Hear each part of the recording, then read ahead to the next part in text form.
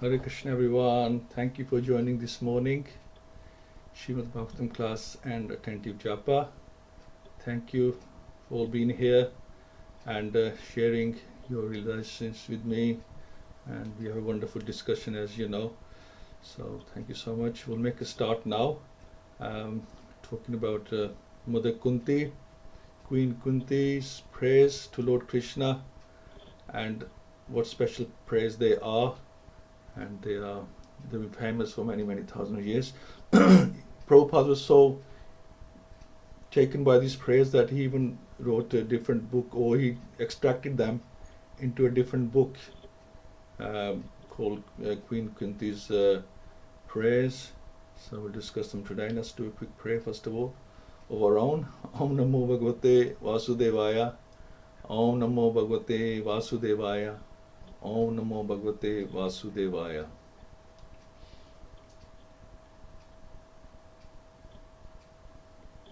Haribo. So, Queen Kunti, as we know, she was the sister of Vasudeva, Lord Krishna's father, and her heart-rending praise embodied the pinnacle of Krishna conscious philosophy. Kunti's spontaneous glorification of Lord Krishna and her description of the spiritual path have been recited, chanted and sung by sages and philosophers for thousands of years. This praise that was very spontaneous, just come from the heart. As Krishna was leaving for Dwarka, she went up to him. There's thousands and thousands of people there. She approached him and recited this praise just from the heart. And Queen Kunti's celebrated praise consists of only 26 couplets. These are verses 18 through 43, and yet they are considered a philosophical, theological and literary masterpiece, is explained. So, first of all, so it's verses 18 to 43. The verses 18 to 22, she starts with the Lord Krishna's transcendental position. She says that he is the original person. Srimati Kunti said, "O Krishna, I offer my obeisances unto you because you are the original personality and are unaffected by the qualities of material world. You are existing both within and without everything, yet you are invisible to all." So here is the Parmeshwar, or the Super Soul. He is both within and without. Although he was present before his aunt Kunti as her nephew, he was also within her and everyone else. So in Bhagavad-Gita, Lord Krishna affirms that less intelligent persons mistake him to be an ordinary man like us, and thus they deride him. And then she says that you are beyond the senses, being beyond the range of limited sense perception. You are the eternally irreproachable factor covered by the curtain of deluding energy. You are invisible to the foolish observer, exactly as an actor dressed as a player is not recognized. So when the Lord himself appears amongst us as Ram, Narasimha, Varaha, or in his original form as Krishna, he performs many wonderful acts which are humanly impossible.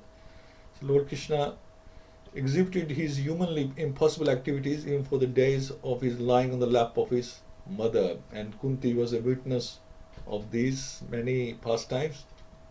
And she says, you are beyond the range of thinking power. You yourself descend to propagate the transcendental science of devotional service onto the hearts of advanced transcendentalists and mental speculators who are purified by being able to discriminate between matter and spirit. How then can we women know you perfectly? So she says that she is just an ordinary woman, and you're difficult to know you by the great sages, and how can a simple woman know you? So absolute personality of Godhead is beyond the range of thinking power of the greatest philosophers. He is unknowable by great learning or by the greatest brain. He is knowable only by one who has his mercy. Others may go on thinking about him for years together, yet he is unknowable. This very fact is corroborated by the Queen, who is playing the part of an innocent woman.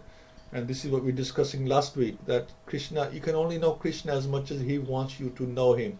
So no point going out your way, reading million and one books, trying to understand him, because you can only understand him as much as he will let you. Obviously, you have to make the endeavor, but you will not completely understand him, only as much as he would like you to understand him, or how much is necessary to understand him. So Krishna is more approachable, she says. So let me therefore offer my respectful obeisance unto the Lord, who has become the son of Vasudeva, the pleasure of Devaki, the boy of Nanda and the other cowherd man of Vrindavan, and the enlivener of the cows and the senses. So Queen Kunti specifically adores the incarnation or descent of Lord Krishna above all other incarnations, because of this incarnation is more approachable. And how is that? So in the Ram incarnation, he remained a king's son from his very childhood. But in the incarnation of Krishna, although he was the son of a king, he at once left the shelter of his real father and mother, King Vasudeva and Queen Devaki, and just after his appearance, and went to the lap of Yashodamai to play the part of an ordinary cowherd boy in the blessed Braj-bhumi, which is very sanctified because of his childhood pastimes. Therefore, Lord Krishna is more merciful than Lord Ram. It's mentioned here because he just became an ordinary person, so the ordinary person could approach him. As a king or as a prince, only the royalty would have access to him, but he became an ordinary person, so every ordinary person could have access to him. They could play with him, they could wrestle with him, they could joke with him. It's just like two normal people. He is the vision of lotuses. My respectful obeisances are unto you, O Lord, whose abdomen is marked with a depression like a lotus flower, who are always decorated with garlands of lotus flowers, whose glance is as cool as the lotus, and whose feet are engraved with lotuses. So this is significant. Krishna is the most attractive, and also the incarnations of the Lord, they always have engravings, which shows that they are real incarnations. And Kunti Mata, she knew that. And then verses 23 to 27, she talks about how Krishna protects in inconceivable ways. O Rishikesha, the master of senses and Lord of lords, you have released your mother Devaki, who was long imprisoned and distressed by the envious King Kamsa, and me and my children from a series of constant dangers. So she's like the motherly, the aunt, and now she's talking about how Krishna has always been there for her. Sometimes he puts his pure devotees in such dangers, because in that condition of helplessness, the devotees becomes more attached to the Lord. The more the attachment is there for the Lord, the more success is there for the devotee. Kunti Devi was shown far more favor. Why? Because Lord Krishna didn't save the other children of Devaki, but he showed a lot of favor to Kunti.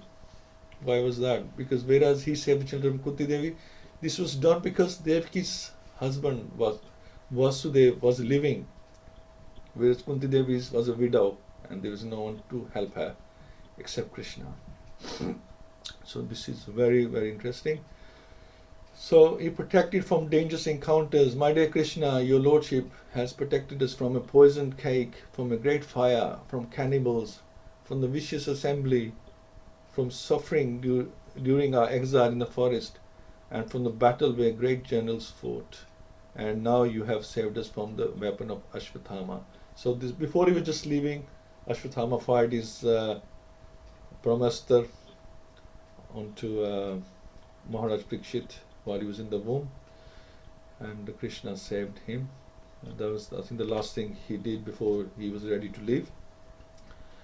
And then she says, let there be calamities. I wish that all those calamities would happen again and again, so that we could see you again and again. For seeing you means that we will no longer see repeated births and deaths. And everybody's afraid to see this, to say this part of the prayer, because we feel that we have enough calamities, enough problems. and we don't ask for any more problems. But with the mother Kunti Devi, she says, let their problems, because problems are insignificant compared to the association of the Lord. Constantly remembering the lotus feet of the Lord means preparing for liberation from birth and death. Therefore, even though there are so-called calamities, they are welcome because they give us an opportunity to remember the Lord, which means liberation. Liberation back to Godhead forever, not liberation into the the Brahman from where you fall again. So, decreasing the fever of illusion. My Lord, your Lordship can easily be approached, but only by those who are materially exhausted, only who is on the path of material progress, trying to improve himself with respectable parentage, great opulence, high education, and bodily beauty cannot approach you with sincere feeling. So sometimes it's seen that spiritually advanced persons become materially impoverished. This is not discouragement, Prabhupada says. The principle of life should be to decrease the degree of material intoxication, which leads one to be more and more illusioned about the aim of life. Grossly illusioned persons are quite unfit for entrance into the kingdom of God. So it's mentioned that if you have opulences, they're usually an obstacle to your bhakti. Whether it's beauty, or you have a lot of money, you have high parentage, whatever it is, it can become a hindrance in what you're trying to achieve. They can become an attachment. So you are the property of the impoverished. My obeisances are unto you, who are the property of the materially impoverished. You have nothing to do with the actions and reactions of the material modes of nature. You are self-satisfied. Excuse me. And therefore you are the most gentle and are master of the monists. The devotees are generally without material prosperity, but they have a very secret treasure house in the lotus feet of the Lord, because the Lord is the property of the devotees, and the devotees are the property of the Lord. Reciprocally, the devotees are certainly transcendental to the modes of material nature. That is a natural condition. So, Kunti Mata is talking about how Krishna protects us, and even by taking away our opulences, he is protecting us, in fact. So then verses 28 to 31, she's talked about the Krishna's extraordinary pastimes, which she has witnessed. The touch of superior energy, my Lord, I consider your Lordship to be eternal time, the supreme controller, without beginning and end, the all-pervasive one. In distributing your mercy, you are equal to everyone. The dissensions between living beings are due to social intercourse. Another name of Paramatma, feature of the Lord, is Kal, or eternal time. Eternal time is the witness of all our actions, good and bad, and thus resultant reactions are destined by him. As we have miseries uncalled for, so we may have happiness also without being asked, for they are all predestined by Kal. No one is therefore either an enemy or friend of the Lord. Everyone suffering, enjoying the result of his own destiny or previous karma. We could say sometimes the good karmas kick in, sometimes the bad karmas kick in. Krishna decides. We don't decide that. He decides when to administer what for us. So bewildering pastimes like, oh Lord, no one can understand your transcendental pastimes, which appear to be human and are so misleading. You have no specific object of favor, nor do you have any object of envy. People only imagine that you are partial. It's like a mercantile house renders service to someone in exchange for values. The pure devotee doesn't render service unto the Lord for such exchange, and therefore the full mercy of the Lord is open for him. So if you're not trying to bargain with the Lord, then he can give you his full mercy. But if you're bargaining that I do this for you, you do that, so it's bartering. You're only going to get the value of what you're offering him. But if you're just offering him selflessly, then he offers himself selflessly as well, unlimitedly. So devotees therefore know that although he appears amongst the animals, he is not an animal, nor a man, nor a rishi, nor a fish. He is eternally the Supreme Lord in all circumstances. The Lord, he doesn't lose his glory, so to speak. Even when he was the charioteer for Lord Krishna, he still remains glorious for his actions. For he's so great, and he doesn't mind doing small actions where Arjunas have to kick him to direct him. Lord Krishna's wonderful activities. My dear Krishna, Yashoda took up a rope to bind you when you committed an offence, and your perturbed eyes overflowed with tears, which washed the mascara from your eyes, and you were afraid. The fear personified is afraid of you. This sight is bewildering to me. So, she was confused that how can Krishna be so afraid of his mother? The Lord's pure devotee renders service unto the Lord out of unalloyed love only, and while discharging such devotional service, the pure devotee forgets the position of the Supreme Lord. The Supreme Lord also accepts the loving service of his devotees more relishably when the service is rendered spontaneously out of pure affection, without anything of reverential admiration. He can put his devotees into illusion, so they forget that he's God, and they treat him like a normal human being, obviously with love, and he enjoys that more than to be given the glories of being God. So you're beyond birth and death, and so from verses 32 to 35, Queen Kunti mentions that you are beyond birth and death.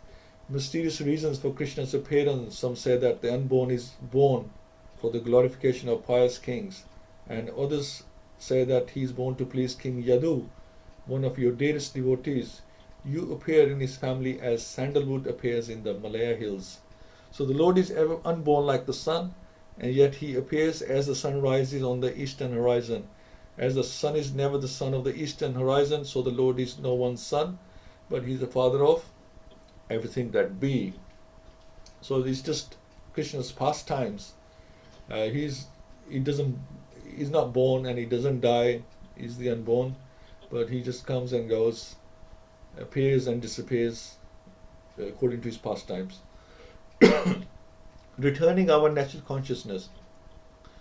Others say that since both Vasudeva and Devaki prayed for you, you have taken your birth as their son. Undoubtedly you are unborn, yet you take your birth for their welfare and to kill those who are envious of the demigods, lightening the burden of the world. Others say that the world, being overburdened like a boat at sea, is much aggrieved, and that Brahma, who is your son, prayed for you, and so you have appeared to diminish the trouble. So she's giving the different reasons why he can take birth. So when Kamsa and others were ruling over the earth, and the earth became too much overburdened by the misdeeds of the Asuras, Brahmaji along with the other demigods prayed at the shore of the Kishorodaka ocean, and they were advised of the descent of Krishna as the son of Vasudeva and Devaki. So some people say that the Lord appeared because of the prayers of Brahmaji. So she's wondering, what are his reasons for appearing? Who does he want to please? Whose prayers are being heard? So liberation from ignorance and suffering. And yet others say that you appeared for the sake of rejuvenating the devotional service of hearing, remembering, worshipping, and so on, in order that the conditioned souls suffering from material pangs might take advantage and gain liberation. So as we know, it's a combination of things, isn't it? He's trying to re-establish religion. He's there to please the devotees with his pastimes, and get rid of the miscreants. So in fact, it's a combination. The Lord, however, out of his causeless mercy, because he is more merciful to the suffering living beings than they can expect, appears before them and renovates the principles of devotional service comprised of hearing, chanting, remembering, serving, worshipping, praying, cooperating, and surrendering unto him, and crossing beyond illusions currents. O Krishna, those who continually hear, chant, and repeat your transcendental activities, or take pleasure in others doing so, certainly see your lotus feet, which alone can stop the repetition of birth and death. So even though the Lord may be present before our eyes, it is not possible to see him unless we have the necessary vision. This necessary qualification is developed by the process of devotional service only, beginning with hearing about the Lord from the right sources, which is called Shravanam, which is very important. If hearing is from the right sources, it acts very quickly. So we have to hear from the right source for it to be potent, to be effective. And she talks about full surrender. Oh my Lord, you have executed all duties yourself. Are you leaving us today? So we are completely dependent on your mercy and have no one else to protect us. No, when all kings are at enmity with us, so you are living. The Pandavas are most fortunate because with all good luck, they are entirely dependent on the mercy of the Lord. In the material world, to be dependent on the mercy of someone else is the utmost sign of misfortune. But in this case, of our transcendental relation with the Lord, it is the most fortunate case when we can live completely dependent on Him. The material disease is due to thinking of becoming independent of everything, but the cruel material nature does not allow us to become independent. So what is your actual value as the name and fame of a particular body is finished with the disappearance of the living spirit? Similarly, if you don't look upon us, all our fame and activities along with the Pandavas and Yadus will end at once. And the beauty in Krishna's presence, oh Gadadhar, our kingdom is now being marked by the impression of your feet, and therefore it appears beautiful, but when you leave, it will no longer be so. So Kunti Mata is completely giving credit to Krishna for everything they have and everything they've gained, and there's that the fact they're still alive. It's all thanks to him. And natural prosperity. All these cities and villages are flourishing in all respects because the herbs and grains are in abundance. The trees are full of fruits. The rivers are flowing. The hills are full of minerals, and the oceans full of wealth. And this is all due to your glancing over them. Cutting off. Now she comes on to her affection, and this is like really interesting. How she's thinking, her mindset. O Lord of the universe, soul of the universe, O personality of the form of the universe, please therefore sever my tie of affection for my kinsmen of the Pandavas and the Rishnis. So she is completely attached to her sons and Rishnis, which is the paternal family, and she's thinking that they are like an obstacle to her to reach Krishna completely.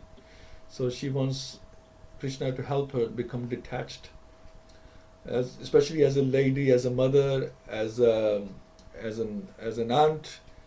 She has this maternal feelings, and she wants Krishna to help her to bring them down a little bit. The Pandavas are her own sons, and the Rishnis are the members of a paternal family. Krishna was equally related to both the families. Both the families require the Lord's help because both are dependent devotees of the Lord. Srimati Kunti Devi wished that Sri Krishna to remain with her sons, the Pandavas. But by his doing so, her paternal house would be bereft of the benefit. So all these partialities troubled the mind of Kunti, and therefore she desired to cut off the affectionate tie. So she's torn between her Peki, as they say, her parents' house, Maike, thank you. Maike and her, I shouldn't even try to say that, Maike and her Susaral. But she's saying that, she doesn't want him to go. She wants him to stay in the heart, stay with her. But, because she's thinking that they need her as well. But if she's thinking about them, then she will lose him. He would have to go. So, she wants these discrepancies to go away. And unalloyed devotion. O Lord of Madhu, as the Ganges forever flows to the sea without hindrance, let my attraction be constantly drawn onto you without being diverted to anyone else. The symptoms of life such as desire, anger, hankerings, feelings of attraction, etc. cannot be annihilated. Only the objective has to be changed. Desire cannot be negated. So we can't, we have this natural instinct to desire. We can't give up desire. But in devotional service, the desire is changed only for the service of the Lord in place of desire for sense gratification. And we were talking about this last week as well. We can't stop desiring. We just have to divert our desires from sense gratification to devotional service. The so-called affection for family, society, country consists of different phases of sense gratification. So these attachments are all sense gratification.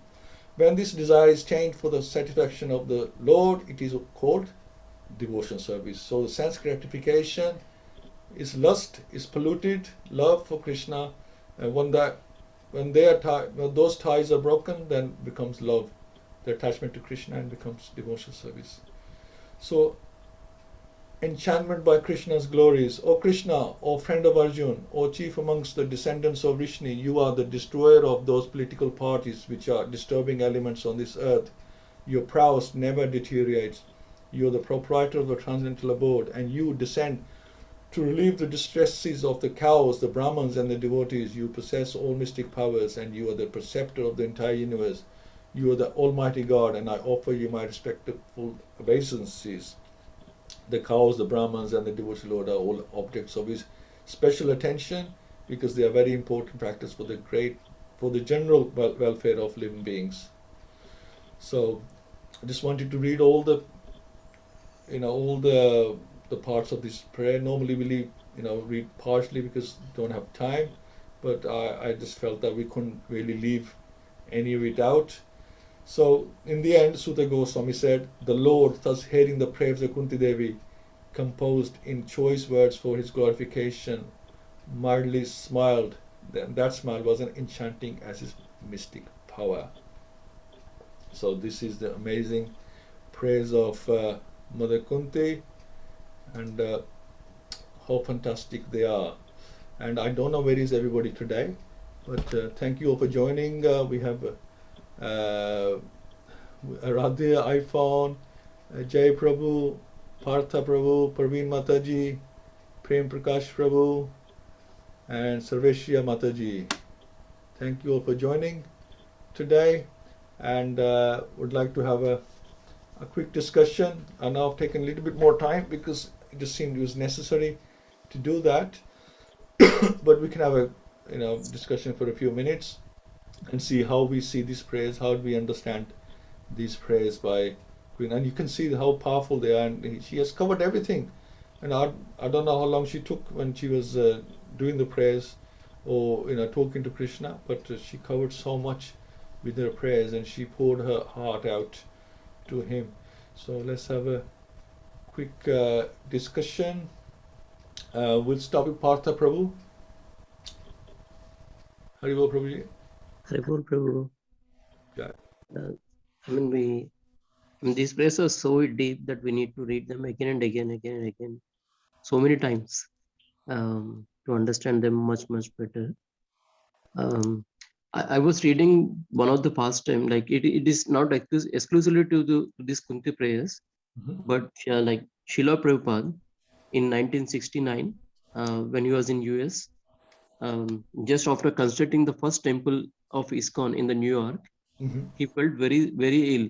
He was so ill. And then he asked the devotee to do chanting of Narasimha prayers and then Harinam. And also he asked the devotee to sing the Kunti prayers, read the Kunti prayers. Yeah, yeah. So this happened twice, like in 69 and again in 75 when Prabhupada was so ill. Again, he asked the devotee to do the Kunti prayers. So that powerful the Kunti prayers are to make us remember about the Lord. And I was just reading the text of the purports. Like in the first purport or second purport, it is mentioned that like Kunti says that Krishna exists, not exist, and not exist and exist. Because when she was protecting Parishit Maharaj, when Krishna was protecting Parishit Maharaj, Kunti mentioned that she can see Krishna in front of him.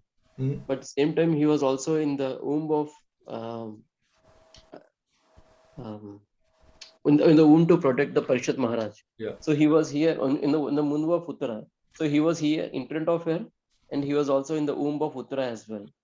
So Yeah. Krishna exists, not exist. It's very hard to understand Krishna. Yeah. That is one thing. And she also mentioned that Krishna put people in danger, living entities, so that they can help. He can come and help him, and then only they will actually remember Krishna.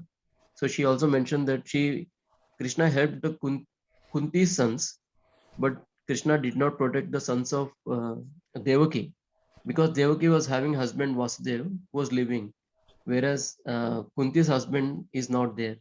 So Krishna protected Kunti more than Devaki. That is mentioned in the purport. That's it. So Krishna knowingly put people in danger so that they'll remember him. and he can come and help them as well. Absolutely, absolutely. Thank you so much, Prabhuji. Thank you. Okay, Jai Prabhu. Hare Krishna. Yeah, so these prayers are offered by Queen Kunti as Krishna is about to depart to Dwarka after the battle has ended. So they're offered in the mood of separation and in full surrender. I mean, again, is glorification and praise of the Lord, and I mean, it's quite long. So there's many teachings. I'll just pick out one or two that I picked up from what you said. So, I mean, I think there's a verse saying the Lord can be easily approached only by those who are not trying to make progress in material life. I mean, there's four aspects you mentioned: privilege, parentage, wealth, education, and beauty. So when when one has pride over these, and there's a hindrance in spiritual advancement. The other one thing I want to talk about is that whether God is partial or not. So I mean, so God doesn't have any enemies or friends. He hates no one, or there's no favors for anyone. So I think this could be understood. I think in one of Prabhupada's books, there's an analogy of fire. So those who, I mean, the fire is neutral and impartial, but those who, get close, stand close to the fire, get the warmth, and those who are a distance away don't get the warmth. Similarly, the mercy of the Lord, I think probably operates that way. So Queen Kunti asks for a couple of things. I think she asks for calamity, so over and over again, so she can see Krishna over and again. I think she asks for ties of affection with her family to be cut. So all these are so she can be absorbed in thinking about Krishna all the time. So I'm not sure it's a wise idea to ask for calamities in this age. I mean, I don't think Krishna's coming down for another 400,000 years. So yeah, that's it. Yeah, yeah. I mean, yeah, very, very good points, Prabhu. Yeah, you're absolutely right. But yeah, I mean, she's asked for calamities, because she's, sometimes, you sort of help, even in our lives as well. We try and, help, act helpless because, we need help. A child could be acting so helpless. Although he's quite capable of doing things, we would act helplessly so that somebody's there to protect him, to guard over him, to give him attention, isn't it? So it's like that. She's saying that, oh, who's going to protect us if we have problems? Because you're always there, and she even mentioned that we have made so many enemies now, and if you are gone, who's going to protect us from all these enemies? Because it's been a big war, and so many kingdoms were destroyed, so many kings were killed, so that they were all now their enemies. And she says, if you go, then who's going to protect us? And yeah, I understand what you're saying. It's it's not something we are capable of doing in asking for problems, or saying what if we have problems? What we're going to do? What we're going to do? We just pray to God that we don't get any problems. I think that's usually the way. I mean, even I say, please, Krishna, don't test. He does test the soul, and I say that, please don't test me. At least not give me any big test, because I don't think I'm capable of, passing any big tests. Because his big devotees, he does give them. You see from history that he gives them really, really big tests, and most of the time that they will come through with flying colors. But I don't think we are mentally or physically that strong that we can bear the tests. Well, I think we'll just crumble. So thank you so much, Prabhuji. Yeah. Swishi Mataji. Hare Krishna. Hare Krishna. Kunti Devi, she had all the good qualities mentioned in Bhagavad-Gita in chapter 12. Krishna says, Samashatra Chamitri Cha Tatha Manapmanyo Shito Shivdubjeshu Samasang Vivarishita Tulya Ninda Sruti Mauni Santushto and Kanchit Aniketa Sthirmatir Bhaktir Manme Priyonara. One who is equal to friends and animals, who is equals in honor and dishonor, heat and cold, happiness, distress, fame and infamy, who is always free from contaminating association, always silent and satisfied with anything, who doesn't care for any residence, who is fixed in knowledge and who is engaged in devotional service, such a person is very dear to me. So Queen Kunti Devi, she had all the qualities, and that's why she was very, very dear to Lord Krishna. Lord Krishna loved her very much. She and her sons, all the Pandavas, totally surrendered to him. And if you surrender to Krishna, then he protects you and show his mercy. So they were all very surrendered devotees.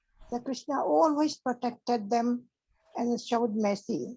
And Kunti Devi glorified and prayed to Krishna. She said, when you appear in this world, the demons, they don't recognize you. They think you are just an ordinary person. But the devotees, they do. That's very nice prayer here, what Kunti. Usually, normal people pray to Krishna for their material happiness in this world. But Kunti Devi asked for the calamities so that she could see Krishna again and again whenever they were in trouble. And Krishna always helped and showed the darshan to them. So he said, if she has got some calamities, then Krishna will come. Otherwise, I can't see Krishna. And she prayed for detachment from her families and friends. So if you have detachment from families and the world, then you can get attached to Krishna. But if you have too much attachment with the family, you can't have Krishna. She said, you are protector of everybody, especially Goan Brahman. In this world, every step is dangerous. This says Padam Padam et Pibatam. So we have to chant Krishna's name and depend on his message like Kunti Devi and Pandavas.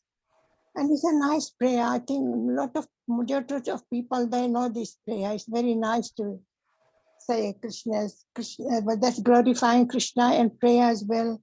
Krishnaya Vasudeva Devakinandanaya cha Nanda Gokumaraya Govindaya Namo Nama. That's lovely, very, very lovely prayer.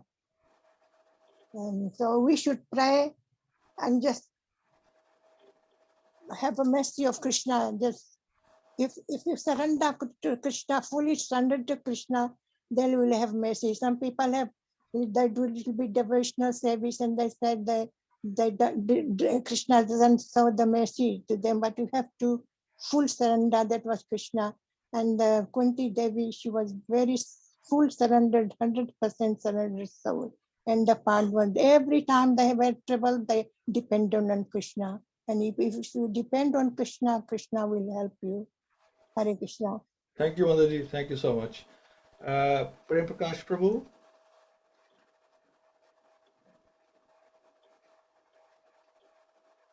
Hare Krishna.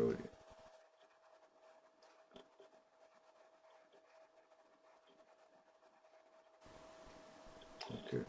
Are you having problem unmuting, Prabhu? Okay. Parveen Mataji. Hare Krishna Prabhuji. Yeah, like Mataji mentioned, I think that's the thing, because we don't surrender fully for like what I can say for myself. Although I feel like I love Krishna, I have full faith, but like you mentioned as well, I still pray, please Krishna, I haven't got the capacity to go through all the problems, so please don't give me any problems because I want to do your bhakti. So I think I lack physical strength, emotional strength.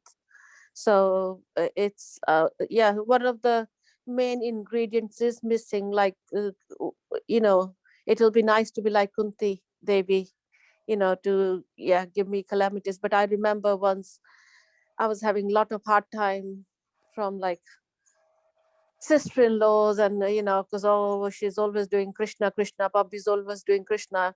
And then I said, yes, I only want Krishna, because I don't want to be Kaurav, I don't want anybody else, I only want Krishna in my life.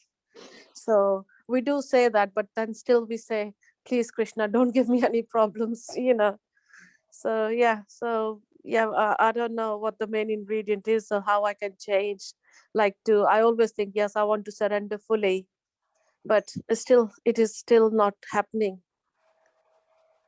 So yeah, maybe one day we will fully surrender to Krishna and not worry about the problems. So I don't know whether it is the material body that, we are scared because of our physical problems, our ill health. And then, yeah, I always worry, because what will I do? And then I always think, like I was listening to Lal Govind Prabhu yesterday, and he said so many years ago he had some accident, and then he was told not to sit. It was complete bed rest he had to do. But he said he was still doing katha, and he was doing, like, now he said, I'm only doing 3 hours, but then I used to take it 4 hours, 5 hours, because that was the only time when he was not in pain. And he said, if I carry on just doing the katha, then I'll be fine. As soon as I finish, we'll feel the pain. And that's how we feel, because when we are doing bhakti, when we are in association of devotees, we are happy. And as soon as we go from Sunday Sangha, then yeah, other problems, they're coming in our head. And despite knowing all this, but we still don't myself, I can speak for myself, I'm still not committing 100%. So we're still entangled in the material things as well. So yeah, give me blessings, Prabhuji. So, we can be like Mother Kunti and not worry about our physical problems. Hare Krishna. Hare Krishna, Mother. But you can see with Mother Kunti that she did have to suffer a lot as well. So we want the good things, but we don't want the bad things. And so this is the thing, you see. I mean, not saying that Krishna is going to give us anything bad. He never gives anything bad, but that's his pastime. So they're all involved in the. In fact, Queen Kunti, she is eternal associate in Vaikuntha. She's associate, and she's come to help him in his pastimes on earth. So she's very strong, and I think she knows who she is, and she knows who Krishna is. But there she's acting. They're actors on a stage. They're acting as a mother, as aunt and nephew.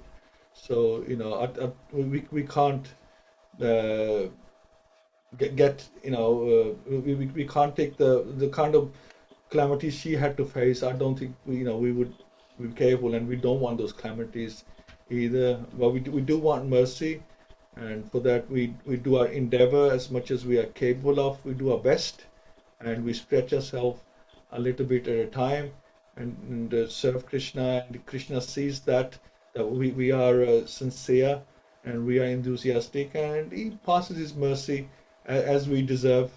He's nobody's enemy, he's nobody's friend. He gives his mercy according to our qualification. As we become more qualified for his mercy, he will give us his mercy. Ye yathamam prabhadante tam steva bhajami ham.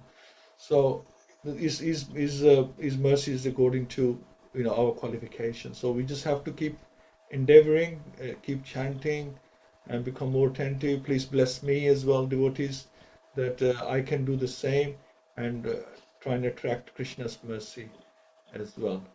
And right, is Prem Prakash Prabhu there? Otherwise, we go to chant some rounds. Haribol. Yes, sir. I mean, I think most important points are already discussed, but we also need to understand that who is talking at the moment. Like Sarveshi Mataji said that Kunti Mata is already in a perfectional state. So we can't really compare what she is desiring at the moment, because our desires are mixed with a lot many materialism or mixed bhakti, what we say. So we can't really compare. Also, Kunti Mata and Pandavas are very blessed souls. They still are in this material world, but they assess Krishna in pastimes happening in every universe. So Krishna wraps up his pastime. They will go with him in different universes and perform the pastimes. So they are so much attached to their pastimes. Again, again, again, not just this instance of Bhagavatam Ji, but again in different instance every time, or with all the endeavors. So our understanding and our motive is to get liberated and go to Gokula Vrindavan and serve Krishna.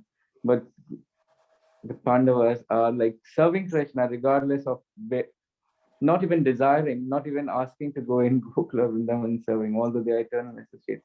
They're serving him every time. So their mood and attitude is exemplary. I mean, the example is that one universe, the next universe, second universe. Every time when Kunti Mata is desiring that, let that happen again and again so that she can serve Krishna, she can have the association of Krishna again and again. So that is the mood. It is there. Obviously, we are not qualified, and Krishna is a good master. So I mean, there's an example. If a 5 years, I mean, there was a girl who was being told about the pastimes, and Krishna has been mentioning in Bhagavatam Ji that if something happens, Krishna will take away everything so that one can concentrate on Krishna Bhakti. But that is the kind of exam, as you said, Prabhuji, and we need to excel on it. If you are in class 2, basically, we can't expect examiner to give us question of class 10th or probably a PhD question. That's not going to happen. So based on our progress, based on our status, which Krishna is fully aware of, he's going to give us examinations or questions like that.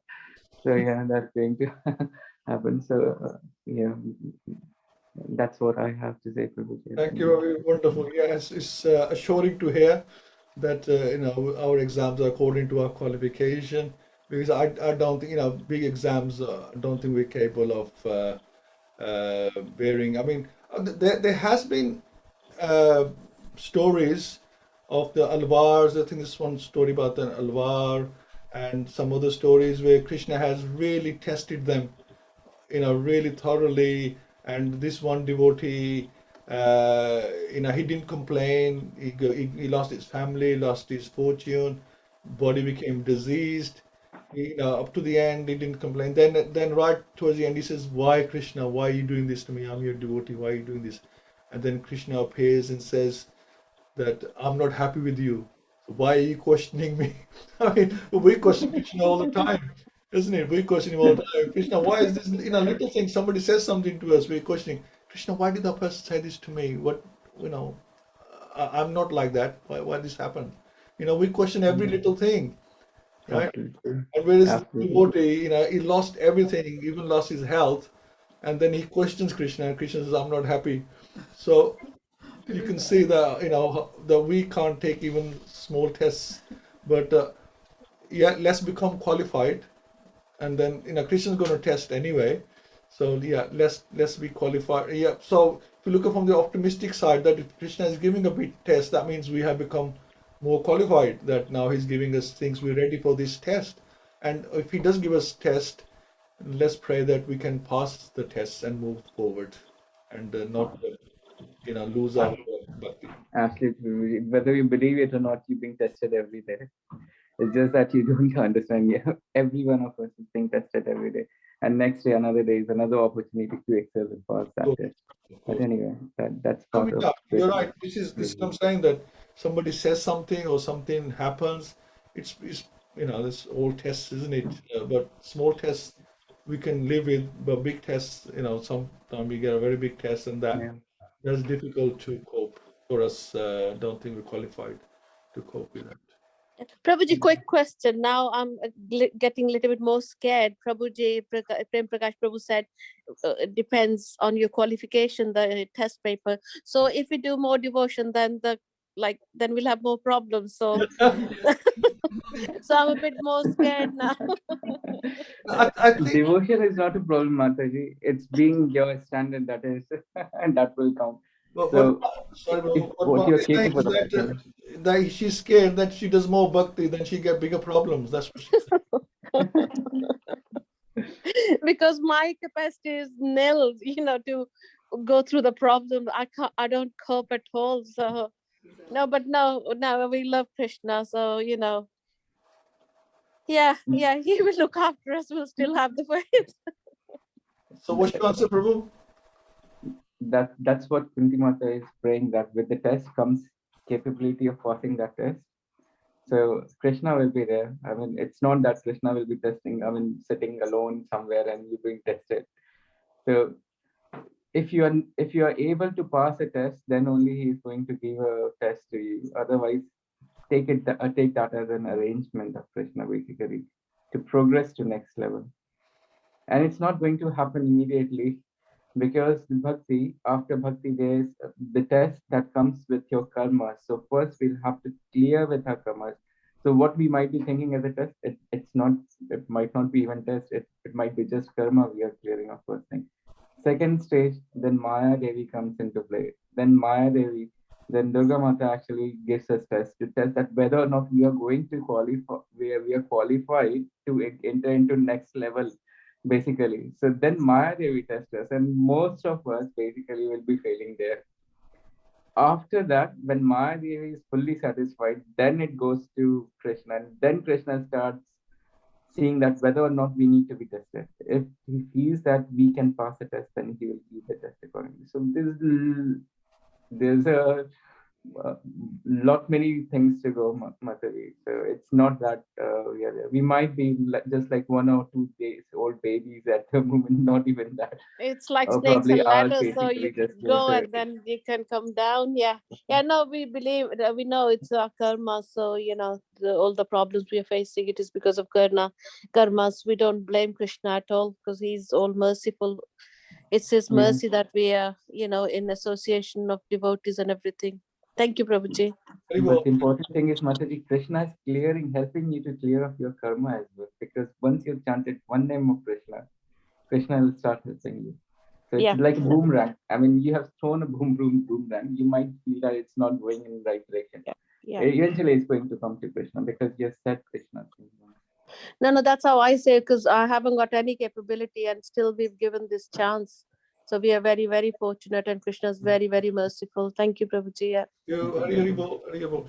I mean, I'll just say finally that what we should pray, I mean, we don't ask for calamities. We should just pray that please Krishna protect our bhakti. This is what Prabhupada used to pray. He just wanted Krishna to protect his bhakti and make sure he doesn't fall down. He was saying that every day. And that's what we need to do. Other things we won't even notice, because if we are surrendered, then we just accept everything that comes along. We just accept it. We're not attached to anything. And these things, problems like the seasons of the world. You get summers and you get winters. You just face them as they come. So thank you all. We're going to do some chanting now. We're really running out of time. Parveen Mataji would like to do the first round. We got no Rukumani Matajis today. Would you like to chant a round?